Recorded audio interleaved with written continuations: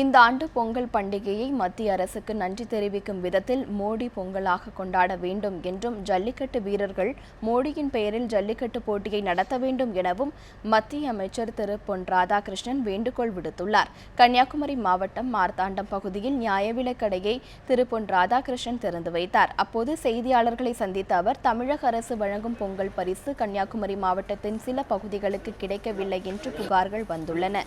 எனவே அரசு உடனடியாக அந்த பிரச்சனையில் தலையிட்டு வரும் 14ஆம் தேதிக்கு முன்பாக அனைத்து குடும்ப அட்டைதாரர்களுக்கும் பொங்கல் பரிசு கிடைக்க நடவடிக்கை எடுக்க வேண்டும் என்று கேட்டுக்கொண்டார்.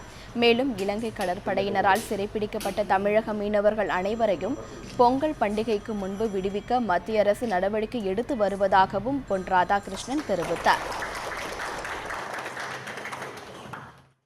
தமிழகத்திலே நாம் பொங்கல் விழாவை கொண்டாடுகின்றோம். தமிழகம் மட்டுமல்ல, உலகம் முழுக்க இருக்கக்கூடிய தமிழர்கள் பொங்கல் விழாவை கொண்டாட இருக்கின்றோம். இந்த பொங்கல் விழாவை பிரதமர் நரேந்திர மோடி அவர்களுக்கு நன்றி தெரிவிக்கக்கூடிய வகையிலே மோடி பொங்கலாக கொண்டாட வேண்டும் என்று மீண்டும் மீண்டும் கேட்டுக்கொள்கின்றேன். அதேபோல ஜல்லிக்கட்டு விளையாட்டுகளையும் கூட மோடி அவருடைய பெயரில் நடத்த வேண்டும் என்று நான் கேட்டுக்கொள்கிறேன்.